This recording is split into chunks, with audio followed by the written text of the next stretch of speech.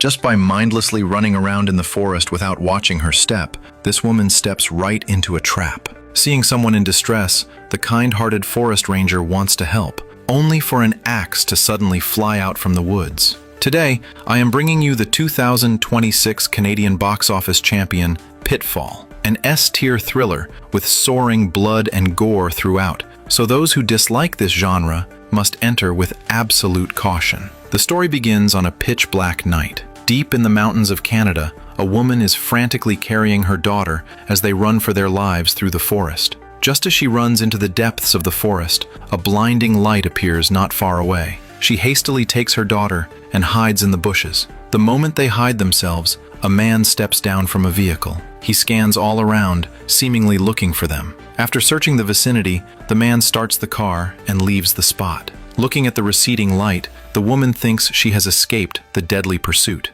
But just as she prepares to continue fleeing with her daughter, she turns around only to find the man standing right behind her. When the girl opens her eyes again, she discovers that her mother and she have fallen into a pitfall, while her injured mother has been impaled through the heart by a wooden stake, leaving her breathless. Looking at the man at the mouth of the pit, the girl wants to beg for help, but the man says absolutely nothing, instead leaving the spot heartlessly. The scene cuts to the entrance of the forest at the foot of the mountain, where an SUV parks next to an open space by the roadside. A group of young people prepares to head deep into the forest to camp and relax. Breathing in the fresh air, Charlie looks expectant, and he is even already starting to plan how he is going to hunt. Looking at the excited Charlie, his girlfriend Ashley is also filled with expectations for this trip. Strapping on their backpacks, the group enters the forest with laughter and chatter. However, busy making time, they fail to notice a bulletin board in front of a nearby cabin, which is completely covered with missing person posters.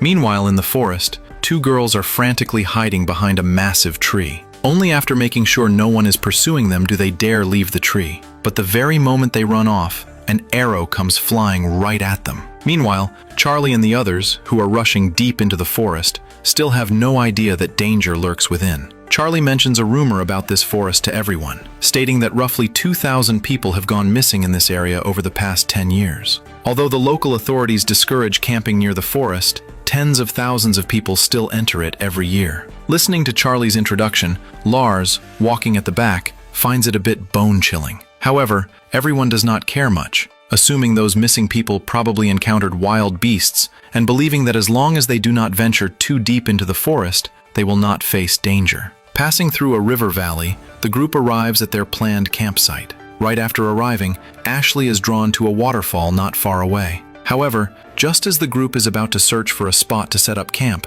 Lars suddenly steps into thin air. Looking at the wooden stakes inside the pit, a surviving Lars feels a shiver run down his spine. If he had not grabbed the nearby vine just now, he would probably have met a tragic end by now. Charlie assumes this is a trap set by hunters and figures there might be more nearby, reminding everyone to watch their step. Crossing the forest, the group finds an open space not far from the riverbank, where they set up their camp. Having just finished the setup, Charlie cannot wait to plan his next hunting move, preparing to scout around the vicinity in the evening. However, Lars feels there are too many traps around here, and warns him that it is best not to head out at night. But the arrogant Charlie does not give a damn, even thinking it is impossible for him to step on a trap. Charlie tells Ashley and the others to gather firewood first, while he and Scott venture into the forest. Watching the duo about to depart, Lars does not forget to remind them once again, and yet they have no idea that it is exactly this seemingly ordinary camping trip that will make them regret it for the rest of their lives.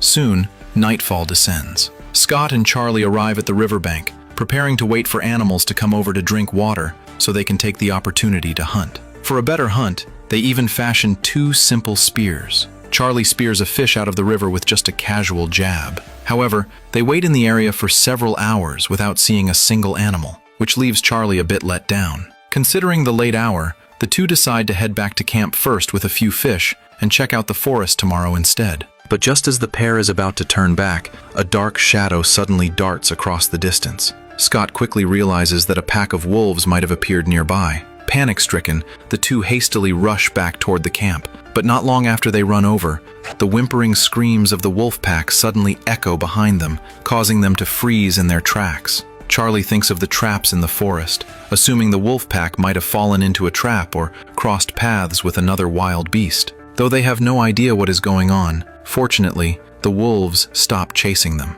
Calming down, the two continue making their way toward the camp, but too busy running, Charlie fails to notice that Scott behind him has vanished. By the time Charlie realizes it, he has already run a great distance. Looking back at the forest behind him, Charlie dares not turn back, so he can only return to camp first to break the news of Scott's disappearance to the remaining few. Learning that Scott is gone, Lars immediately thinks of the traps, deducing that Scott might have plunged into one. Gwen wants to call the authorities for help, but there is absolutely no signal in the mountains. The camp is a full day's journey from the foot of the mountain, so by the time they rush down and come back, Scott might have already met a tragic fate. Charlie tells everyone to enter the forest together to search, as this will speed things up a bit. Meanwhile, Scott, who fell into the trap, wakes up from his coma, feeling a piercing pain in his thigh the moment he opens his eyes. He looks down only to realize that a wooden stake is impaled right through his thigh. He attempts to pull his leg out, but the moment he exerts force, a massive amount of blood pours from his thigh. Feeling the excruciating pain, he dares not try again,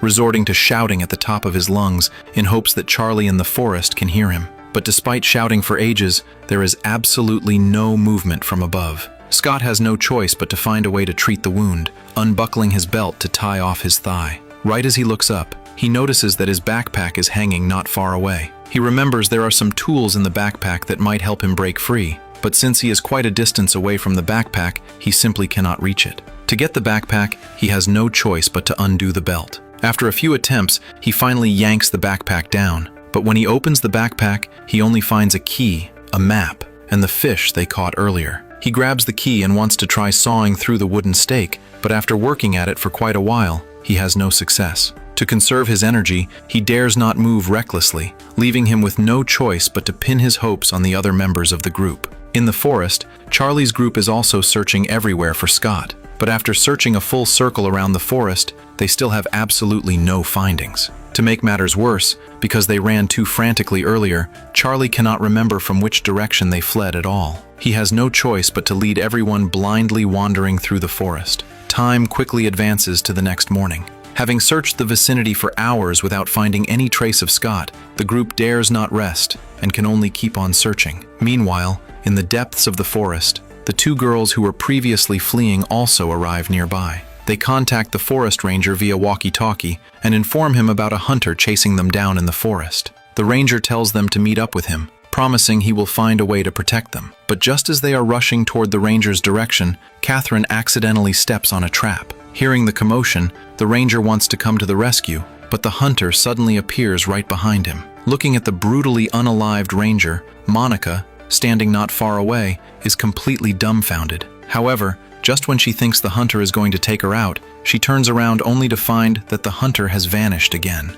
Panic-stricken, Monica hurriedly unties Catherine's ropes. Right at this moment, they discover the ranger's pistol on the ground. Subsequently, Monica picks up the pistol from the ground. Meanwhile, inside the trap, Scott also wakes up from his stupor. Just as he is trying to find a way to save himself again, the hunter appears at the mouth of the pit. Looking at the axe in the hunter's hand, Scott actually thinks the other party is angry at him for breaking the trap, so he apologizes to the hunter and promises he can fix the trap, only hoping the other party can save him. However, facing Scott's plea for help, the hunter turns a blind eye and instead turns around to leave the spot. Looking at the bizarre hunter, a bad premonition arises deep within Scott's heart. Meanwhile, in the forest, Charlie and the others are still searching everywhere for Scott. But despite searching from daytime to evening, they still find absolutely nothing. Both exhausted and sleepy, they prepare to set up camp nearby and plan to head down the mountain tomorrow to seek help.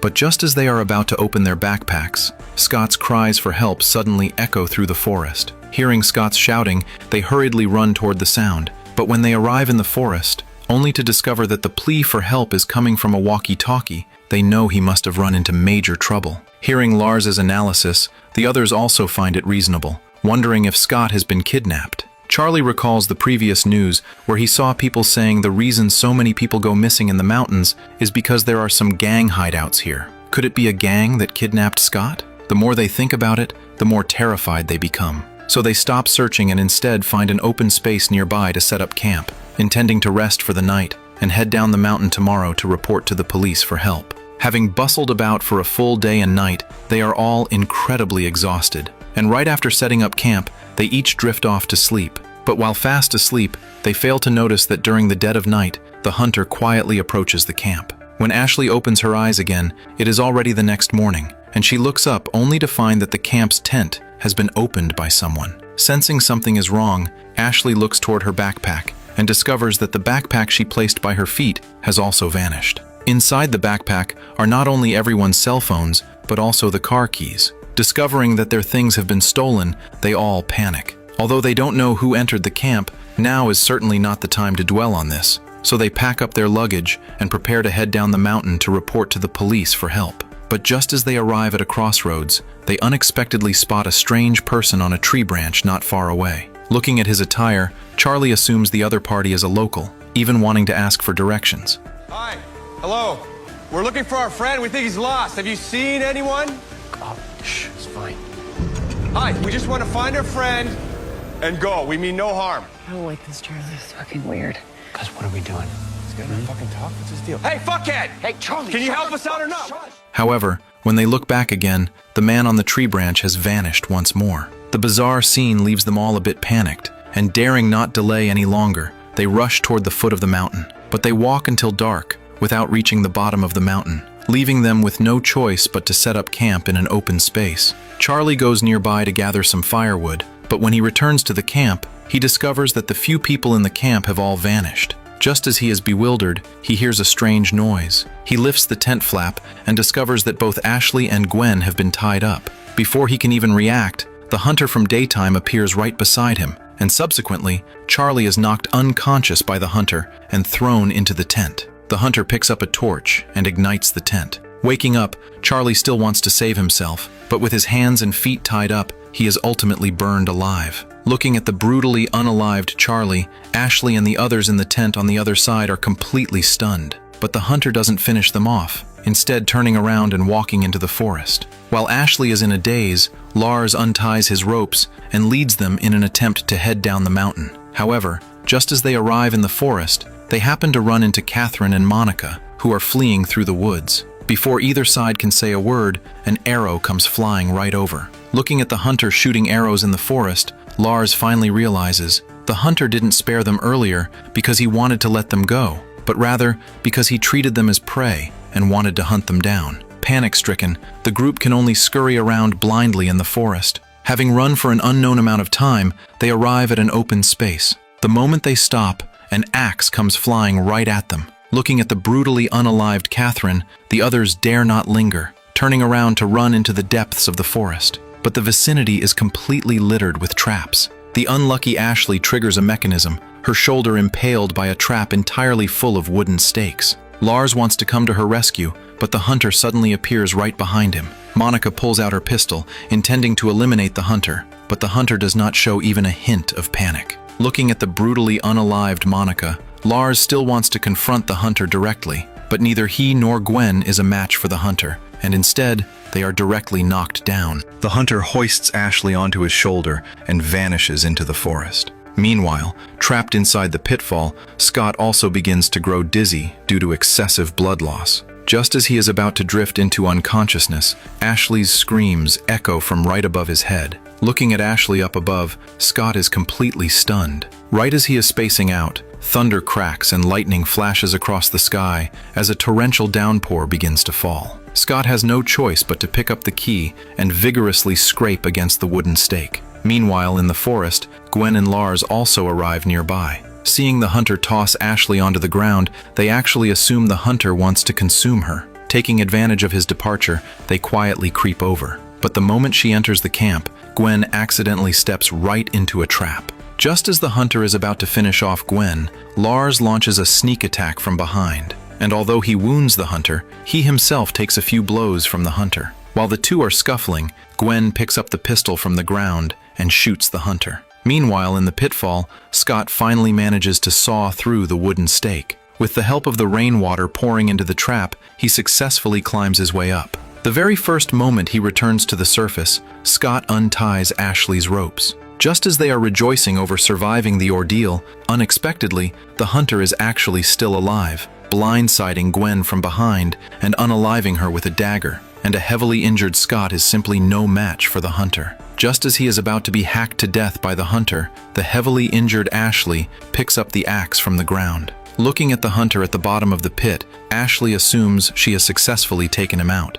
As dawn breaks, the surviving Scott and the others hobble down the mountain. But a few days later, a young boy arrives near the pitfall, and looking at the accumulated water inside the pit, he peers down out of curiosity. Quite clearly, the hunter is not dead. But the movie ends right here, so those who enjoy this genre of film can check out the original movie, and see you in the next episode.